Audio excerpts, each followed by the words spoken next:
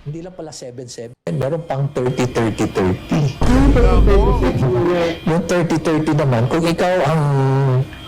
ikaw ang host ng sortie, you get 30-30 million, 90 million lahat yun. Yan na nga ho ba sinasabi natin, mga kababayan ha, ang 1 bilyong piso, hindi ho birong halaga yan. At ang matindi ho dito mga kababayan, hindi pa ho nag-uumpisa ang 2025 midterm election. Etong dalawang senatorial candidate na to, gumasta na ho sila ng mahigit 2 bilyong piso para sa kanilang mga patalastas, anak ng tokwa. O yan na nga ho ba sinasabi natin dito. Senator Amy Marcos, ang pangalan itong isa na to, Villar to itong si, basta Villar, Camille Villar. Grabe naman ho yan. Kung plano nyo ho palang tumulong sa ating mga kababayan, yung mga ginagastan nyo na yan, bigay nyo na lang ho kay Tamba. At ipamimigay niya bilang ayuda. Isipin nyo yan mga kababayan, no? 1 bilyong piso ang kaya ho nilang waldasin para sa patalastas. Ganyan ho katindi ang mga politiko ngayong mga panahon na to. Paano ba yan? Pagka ho kaya naupo ho itong mga politiko na to sa pwesto, ano ho kaya gagawin nila?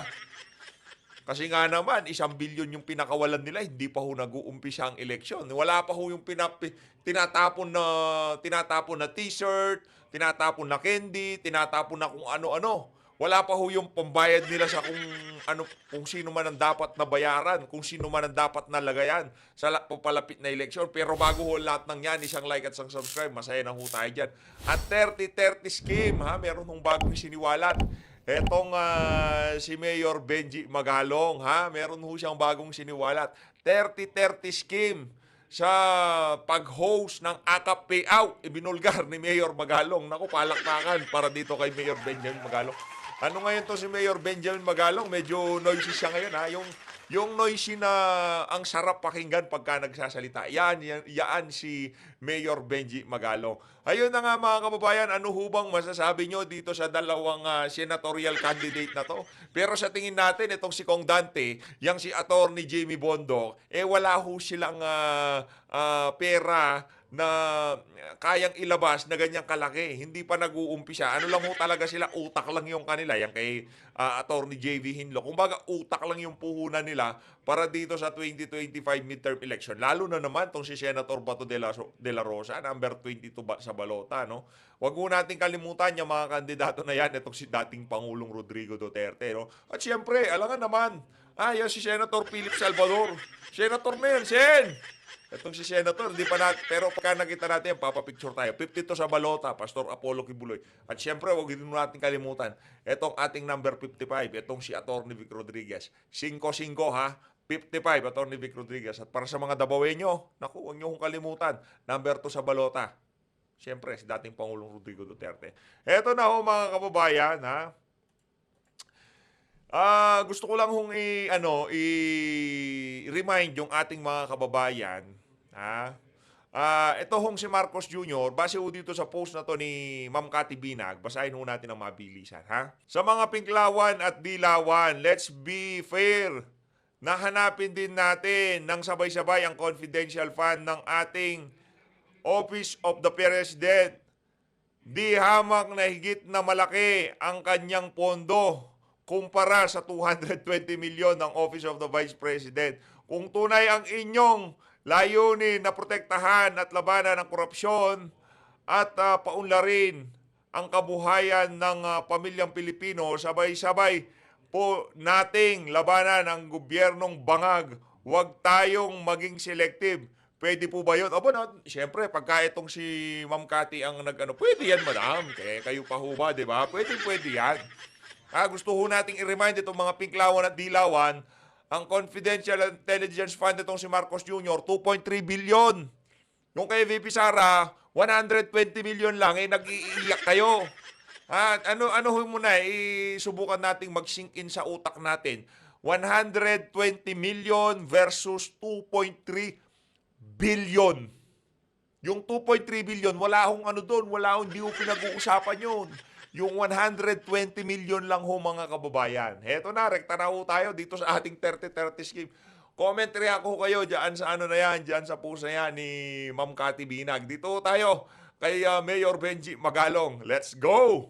Hindi lang pala 7-7, meron pang 30-30-30. Ano yung 30-30-30? Yung 30-30 naman, kung ikaw ang host ng sortie, you get 30-30 million, 90 million lahat yun. 30 million AX or ATAP, 30 million na NAIT, and 30 million na tupad.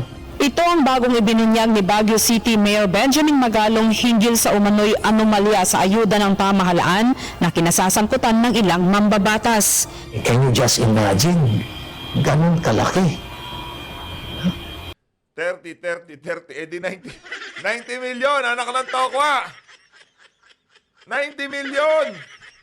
Ifa-facilitate mo lang yung AKAP payout ni Tambaluslos. Meron ka ng 90 million. Ganun ho ba ang ibig nyo sabihin, Mayor Benji? 90 million. Kaya pala, no wonder, ang daming nagbo-volunteer to sponsor yung host yung sortie. Kasi nga yung ganun kalaking incentive nila. Dagdag pa ng alkalde na may ibang mambabatas na walang limitasyon ang nakukulimbat sa ayuda. Nalaman ko rin pala na may Walang limit. Hala po naman nun. Bottomless? Bottomless yung kanilang akap? Ganun ho ba yun? Unlimited ayuda. Anak na to ako. Pambira ho talaga itong mga na to. may mga entitled na mga congressmen na congresswomen na halos unlimited. Kasama ba dyan itong si Jinky Luistro? Nagtatanong tayo ha. Doon sa mga congressman na entitled doon sa bottomless na ayuda. Kasama ho ba yang si Jinky Luistro at yang si Migs Nograles at yang si ano pangalan nito?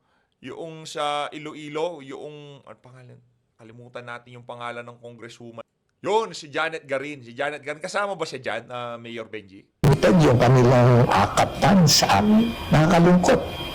Ganon din yung kanilang mga MAIP at yung mga tupad funds, unlimited, halos unlimited. Ayon pa kay Magalong, hindi lang basta porsyento ang makukuha ng mga korap na mamambabatas sa pag-host nila ng payout ng mga ayuda.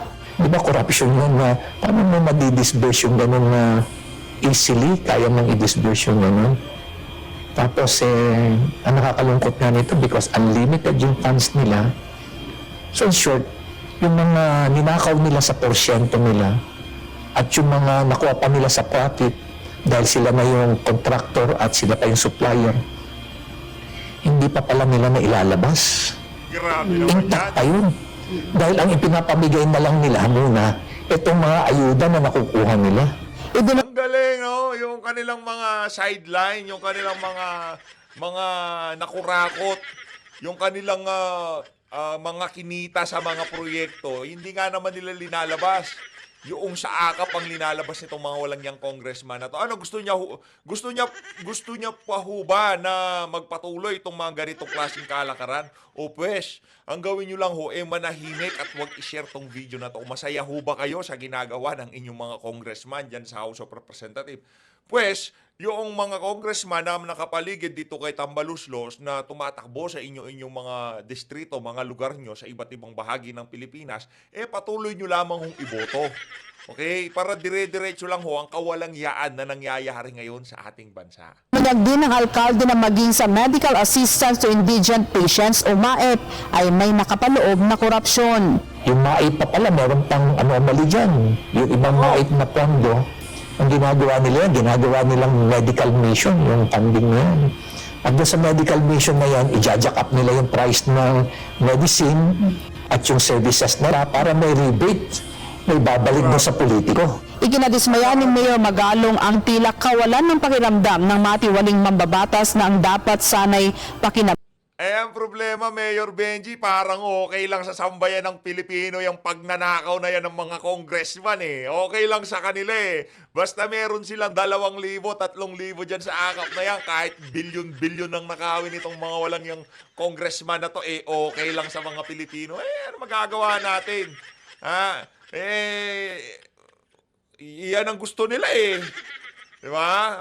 Kung isi-share nyo ho tong video na to, ibig sabihin, kasama ho kayo dun sa mga kababayan nating inaalmahan yung mga ganyang klaseng kalakaran. Kaya naman, i-share nyo na ho ang video para mas marami makapanood at mamulat sa ating mga kababayan kung anong klaseng panluloko ang ginagawa ng administrasyon na to sa sambayan ng Pilipino. Tabangan ng mahihirap nating kababayan ay napupunta pa sa kanila. Nakakalungkot isipin na ganun na katindi, ganun na ang level ng corruption na as if is now being committed with impunity.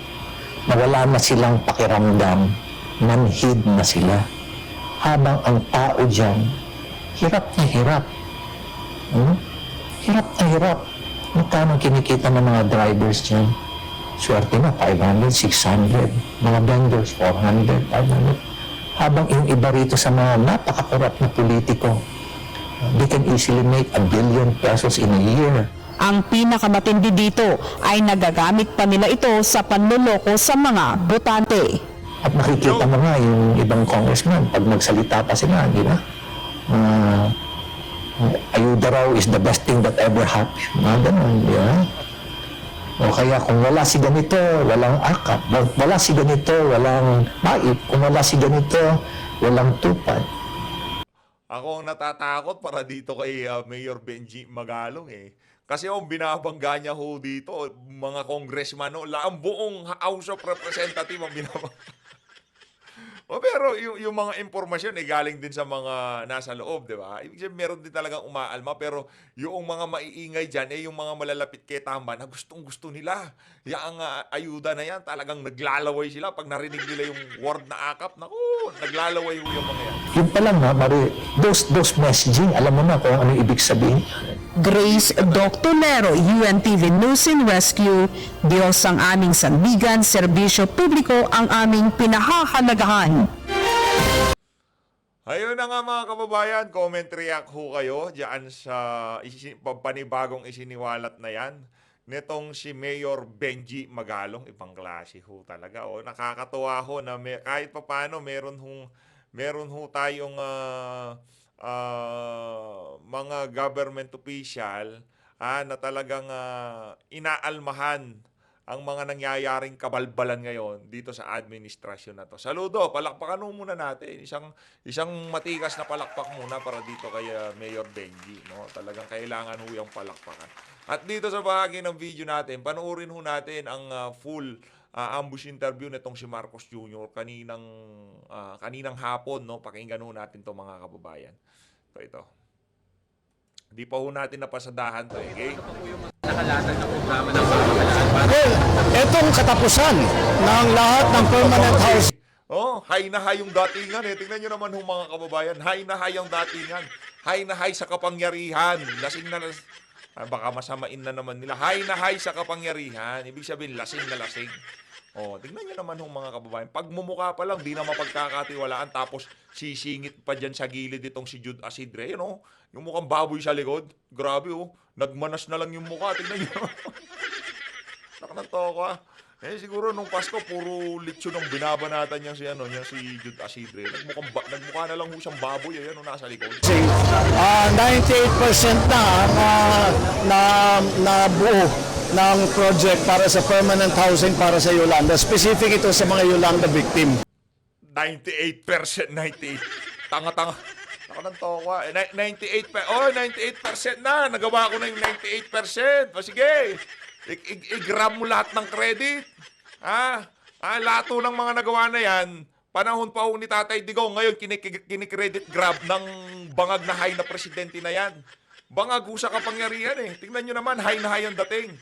Lasing na lasing sa kapangyarihan. Tingnan nyo na ang pagmumukha. Kaya itong pagka naibigay na, nagpirmahan sila kanina. Ipaliwanag mo yung 6 million na pabahay. Na kada taon, 1 million na pabahay. Nasaan na yon? Huwag mo kami pabidahan dyan sa permanent housing dyan sa Yolanda. Matagal na ho yan nagagawa. Malaki ho talaga yung mga dyan sa Yolanda. Yung pinangako mong 6 million na pabahay, yun ang sagutin mo, Marcos Jr. Ng mga local government ng MOA para ma-turn over na ang mga bahay-bahay na ginawa ng NHA at saka ng DSUD.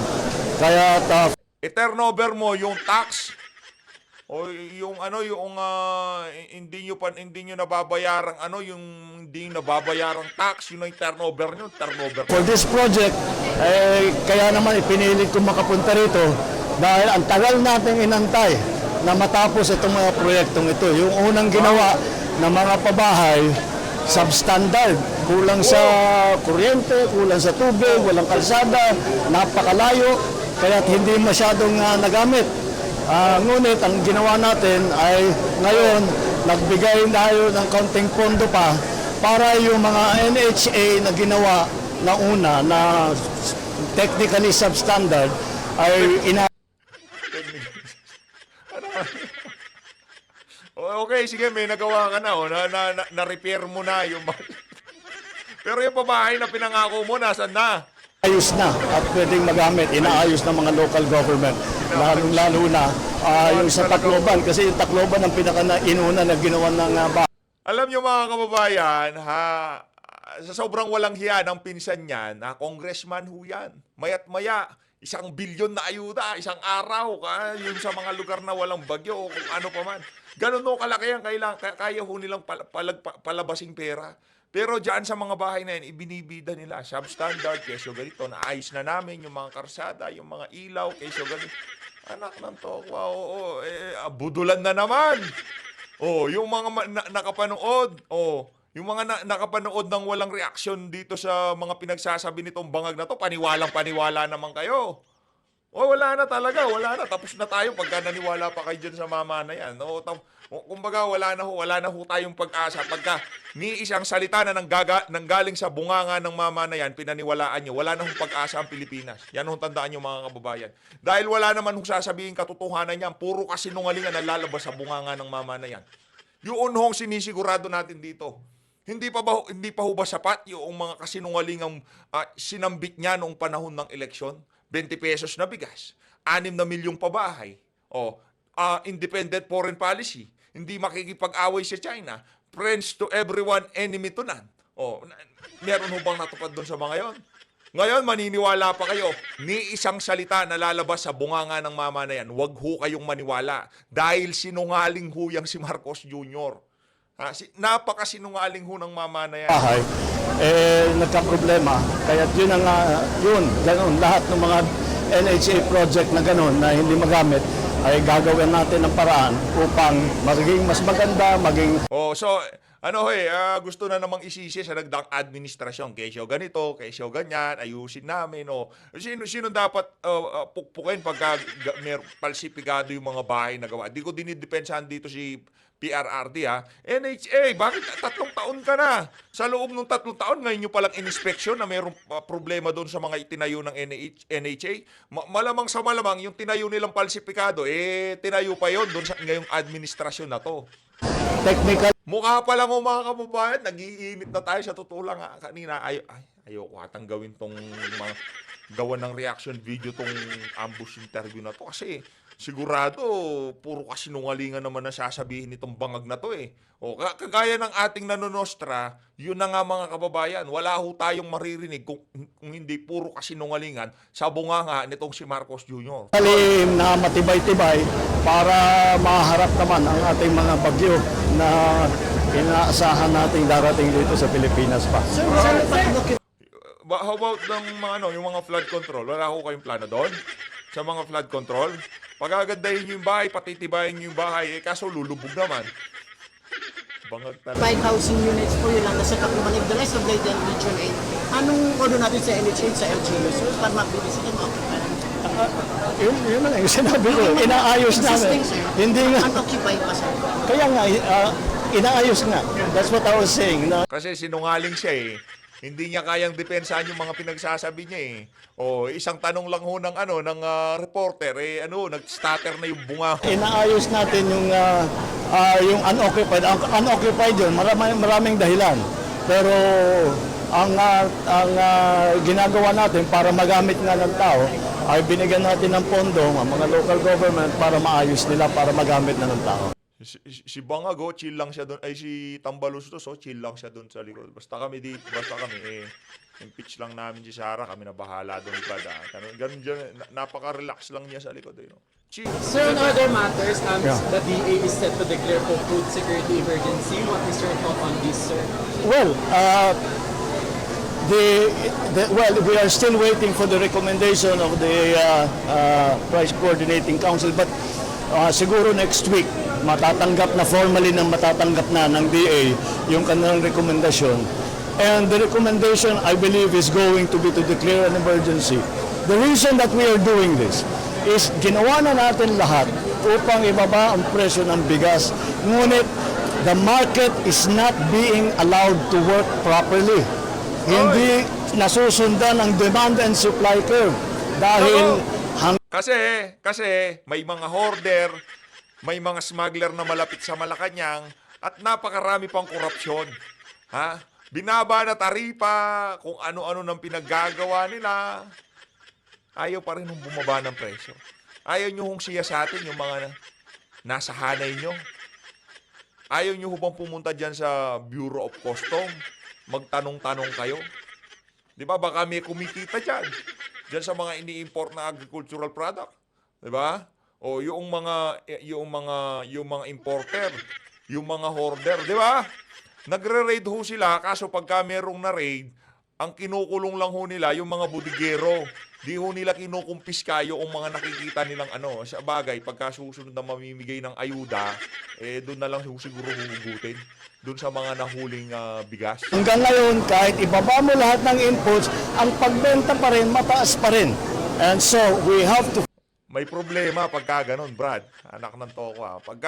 Pagka binigyan mo na ng leeway itong importer, tinapyasan mo na ng napakalaki yung taripa para mabenta niya na ng mura sa merkado at binebenta pa rin ng merkado ng mahal. Anak ng toko, may problema doon. Ibig sabihin, inimport nila ng mura, hindi sila nagbayad ng taripa. Ngayon, binebenta nila same price noong kagaya dati na hindi binabaan ng taripa kaya ayaw bumaba ng presyo sa merkado. Ganun lang ko kasimple yun.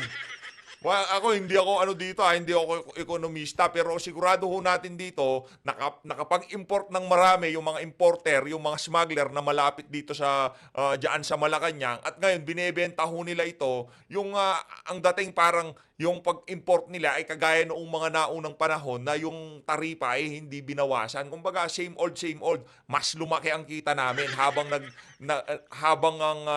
nagdurusa ang sambayan ng Pilipino. Ganun ho ang suma. Ito talaga, gusto pa tayong isahan nitong bangag na to. Akala ko siguro niya maiisahan pa niya tayo, no? Hindi ka na makakaisa, bangag, ha? Hindi mo na kami mabubola. Lahat ng sasabihin mo, re-rebatan namin. Paano hindi bababa? Paano mapapababa ang presyo? Yung ginawa niyong pagtapyas sa taripa, hindi naman ang interes ng mga kababayan natin ang iniisip nyo. Ang iniisip nyo para mas kumita yung mga kaibigan nyo, mga importer at mga smuggler. Ay, sa bagay, wala na pala mag-i-smuggle. Ba't ka pa mag-i-smuggle? Baka mahuli ka pa dyan. Mag-import ka na, halos libre na force that price down, and we have to make sure that the market works properly, na walang friction cost na nangyayari dahil sa... Huwag mo na kami paandaran sa mga salita mo na yan, Brad. Okay lang sana kung merong nagiging resulta yung mga yung mga banat mo sa social media, yung pa-English mo yan. Sarap mo batukan, sa totoo lang. Bawal ba yun pagka sinabi mo, sarap mo batukan? Hindi mo na mababatukan, screen siya di ba? Batukan lang naman Oo. O sige, baka batukan ka ni Tamba dyan. Ay, nandun si Romualdez, yung pangalan nito? Alfred Romualdez. Yan, yung si Alfred, yung mayor doon sa Tacloban nung dumating yung bagyong Yolanda. Sa sari-sari, iba't ibang bagay at yung iba doon illegal, kaya ito nang iniimbestigahan ngayon ng Kongreso. Iniimbestigahan ng Kongreso. Inimbestigahan na ho yan, yung mga smuggler, yung mga hoarder.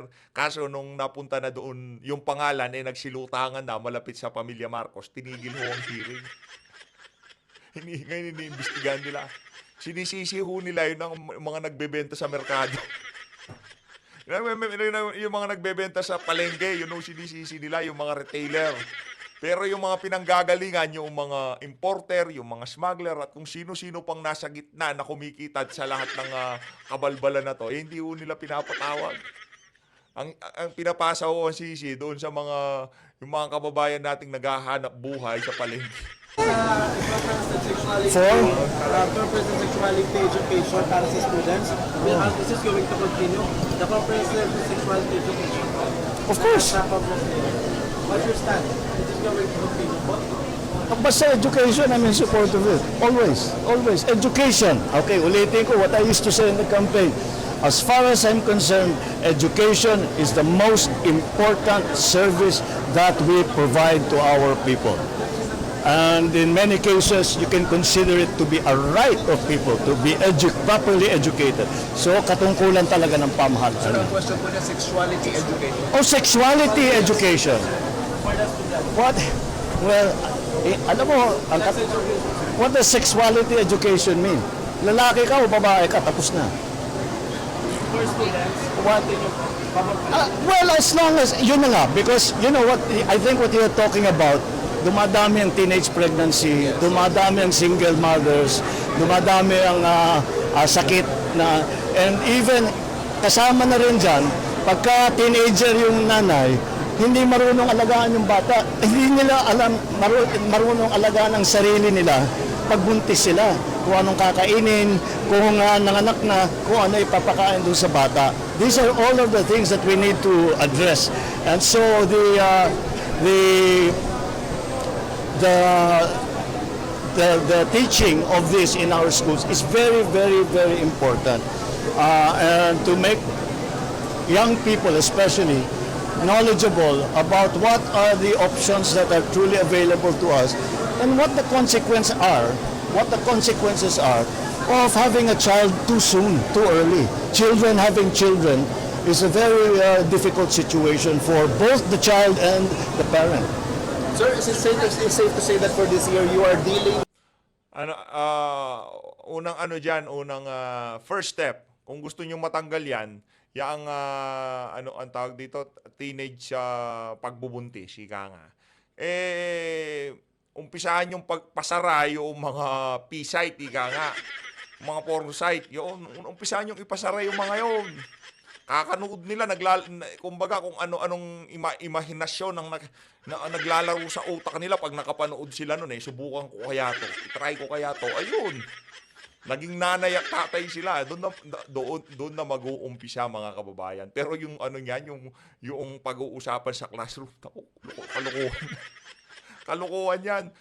Ang pundasyon ho talaga niyan, ang pamilya ho talaga mga kababayan. Mga magulang ang magpapaliwanag dyan, hindi si teacher. Hindi ang curriculum na yan. Kabalbalan ho yan mga kababayan. Di tayo naniniwala dyan. Umpisahan yung patanggal yung mga malalaswang site, yung mga malalaswang contest sa social media. Yun ang umpisahan nyo. Para hindi kung ano-anong pumasok sa utak ng mga kabataan. Ngayon, pagka napatanggal nyo na yon, palakasin nyo yung pundasyon ng pamilya. Yun ang umpisahan, yung pamilya. Doon mag-uumpisa yung mga magulang, yun ang seminar nila. hindi yung ipapa-explain nyo kay teacher. Naku, panibagong kabalbalan. with Kanya-kanyang approach naman ho yan kasi yung mga masisela na mga usapin na yon, kayo ho mga magulang, papiliin ko kayo. Sinong gusto nyo magpaliwanag dyan? Kayo o yung mga teacher nila? Kung tayo tatanungin, tayo na lang magpaliwanag. Tayo din naman ipaliwanag. Wag muna yan, pag-aaral muna. Meron na bang nag-aano sa'yo? Meron na bang dali-dali lang nun sa bagay, kailangan pumapil nitong si Risa kasi doon sa ang tawag dito, doon sa INC Peace Rally, hindi siya nakakana doon So kailangan hanap siya ng bagong issue na kung saan magiging relevant siya. Tuloy. less than optimal, less than ideal budget. And how are you going to deal with this? Lalo na po this year you will cross the halfway point in your term. Ivan? Well, Brad, baka nakalimutan mo yung sagot diyan kasi binigay yun binripping ka diyan, Brad, yung si Ivan GMA7 ito tatanong sa iyo, baka nakalimutan mo sagot. perhaps the budget as was passed you could describe it as suboptimal. But we are remedying that situation and we are returning the most, well, let me put it simply. Ang ginagawa natin ay yung mga masyadong nawala sa NEP, sa National Expenditure Program, na hindi na nabigyan ng pondo, ay hinahanapan namin ng mga savings para maibalik ang mga pondo yan, kagaya sa edukasyon, kagaya sa health, kagaya mga pabahay. Isip sir, budget ng opisina ninyo yung gagamitin nyo yan sa branding. I'm sorry? So for tourism, you will use Tourism, offices- yes, we already were able to. Natanggal yung branding budget nila, maibabalik natin. So this is what we are doing. So maybe as I said, the original budget can be described as suboptimal. We are working to make it optimal once again. So your thoughts on JPA's thoughts on impeachment and the INC rally? Well, you know, JPE is one of our best legal thinkers. Yun, JPE is one of our best legal thinker. Si JPE si Juan Ponce Enrile, nagiging best thinker ho siya kung kanino ho siya nakapanig. Ganun ho yan si JPE, balingbing yan. Hindi naman ho siya magsasalita siya base doon sa interes ng sambayan ng Pilipino. Hindi ho. Base ho yon sa survival, base ho yun sa interes na kanyang politika. Yan ho si Juan Ponce Enrile. Tumanda na walang pinagkatandaan. Naging politiko pero walang nagawa sa Pilipinas. Ano pa may pagmamalaki nitong si Juan Ponce Enrile sa ating bansa? Okay, sila yung nanguna diyan sa pagpapatalsik sa ama nitong si Bangag. Pagkatapos noon, anong naibigay sa sambayan ng Pilipino? Anong nabago? Ano? JPE, ano? Anong toko kaya ayaw? In the country, and he is right. There is a consequence to. There will be a precedence, and it will be very problematic. But Eto si JPE hindi naging Chief Justice eh. Kasi gusto kong, dapat tinanong to si Bangag, paano naman yung sinasabi ni Bersamin na walang problema doon sa ginawa ng INC? Kasi yung kay JPE, merong problema doon sa ginawa ng INC. Pero kung tatanungin natin, yung si Executive Secretary niya, okay yan. Freedom of expression yan. Karapatan yan ng bawat Pilipino na maglabas ng saloobin. Pagka tinanong ka naman, ano sasabihin mo doon? He is right din siya, ganon. Bangag ka talaga kung gano'n pala. but I still think that now, even if Congress is mandated to process this, Congress doesn't have, the House doesn't have a choice, and the Senate doesn't have a choice once this impeachment. Wag ganon. Wag mo kaming tangahin dito. Wag mo kaming tangahin. Ang problema kasi, yung pagka nagsalita kayo, porket presidente kayo, akala nyo lahat ng tao napapaniwala nyo eh. I-share nyo ko tong video na to, kung mabuto kayo sa bahagi na to, i-share nyo ho mga kababayan. Pakiusap, para mapakita ho natin na ang mama na to, hindi na ho siya makakapanloko. Last administration, merong tumayo dyan sa House of Representatives, gustong i-impeach itong si Leni Robredo. Anong sinabi ni Tatay Digong? Stop it! Anong sinabi ni kay Lenny? Matatapos mo termino mo. Meron pa pumalag na tumayo para mag-impeach itong si Leni Robredo? Kinwestiyon yung pangangalap ng yung pagbigay ng tawag dito, yung parang donasyon sa Office of the Vice President noong panahon ng pandemya. Gustong questionin ang isa sa mga nakapaligid kay Tatay Digong. Anong ginawa? Tinanggal yung gustong mangwestiyon dito kay Leni Robredo.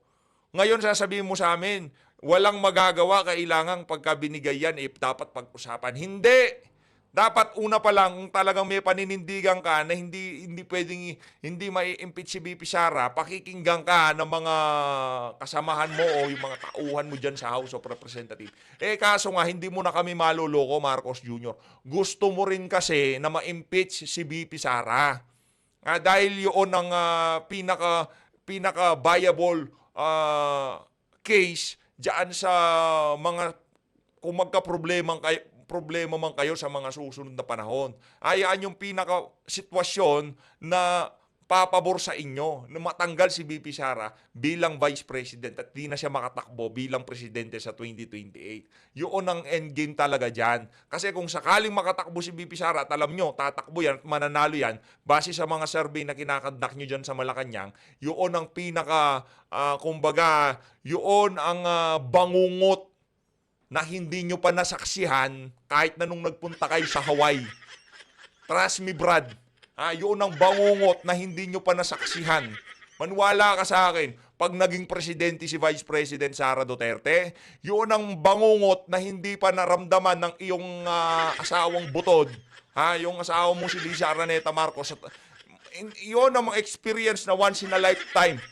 Tamba, pag naging presidente si BP, naku, yun yung experience na once in a lifetime sa inyong lahat.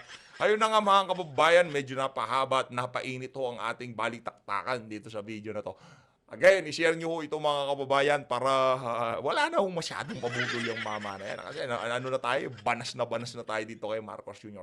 So always, maraming salamat ho sa pagsuporta sa PH Update. Huwag nyo kong kalimutan. 32, Congressman Rodante Marcoleta. 55, itong si Torny Vic Rodriguez, ha? At itong si 22, Senator Bato de la Rosa. Tapos itong 57 at itong 52, itong si Pastor Apollo Kibuloy. 55, Attorney Vic Rodriguez. Mag-ingat po kayo lahat. Mahalin natin ng Pilipinas. Maraming salamat po sa pagsuporta sa PH Update.